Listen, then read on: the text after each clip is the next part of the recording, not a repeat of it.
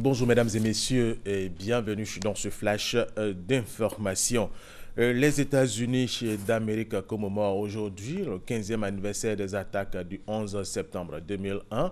Toutes les victimes seront honorées. Rappelons que près de 3000 personnes sont mortes dans les attaques perpétrées par 19 extrémistes d'Al-Qaïda au moyen d'avions de ligne détournés et précipités sur les tours du World Trade Center à New York, sur le Pentagone, près de Washington, et dans la campagne de Pennsylvanie à Shanksville. La date du 11 septembre est devenue un jour de recueil national aux États-Unis d'Amérique. Le 11 septembre, qui est reconnu depuis 2008 par plusieurs organisations, comme la Journée mondiale de lutte contre le terrorisme, et ces organisations œuvrent pour la paix dans le monde. Le ministère de la Santé et de l'Hygiène publique a lancé le programme de renforcement des capacités des infirmiers et des sages-femmes. La formation se fait à partir des nouvelles technologies de l'information et de la communication. Ce programme sera intégré dans le programme de l'Institut national de formation des agents de la santé. Honorine Kakoubla Agnigori.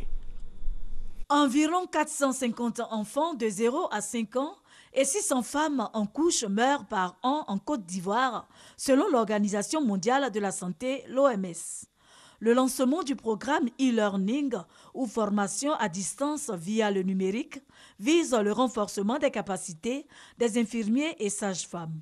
Il permettra de leur donner une formation initiale continue, de qualité opérationnelle et efficace pour la réduction de la mortalité maternelle en Côte d'Ivoire. C'est un programme qui va booster la mission de l'Institut national de formation des agents de la santé INFAS, qui forme plus de 80% des agents de la santé en Côte d'Ivoire. Dans ce système de e-learning, la première des choses que l'on attend, c'est une amélioration de la formation des agents de santé, tant dans la théorie que dans la pratique.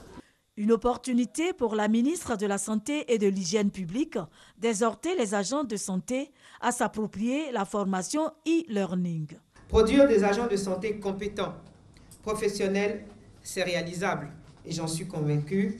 C'est pourquoi nous espérons que la formation en e-learning viendra corriger ces inadéquations, améliorer les compétences opérationnelles des agents de santé en les outillant à une meilleure prise en charge du couple mère-enfant en vue de contribuer à la réduction de cette mortalité maternelle infantile. Message bien perçu. Pour le personnel médical, ce programme est une aubaine. Nous avons toujours lutté pour cette innovation, pour que l'amélioration de la qualité de l'enseignement soit une réalité.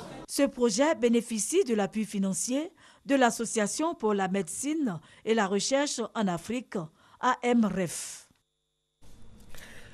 Les acteurs de la crise politique qui secoue la Guinée-Bissau depuis plus d'un an ont accepté une proposition de sortie des crises en 6 points soumise par des dirigeants ouest-africains en visite de médiation à Bissau. Et c'était hier et samedi en Syrie.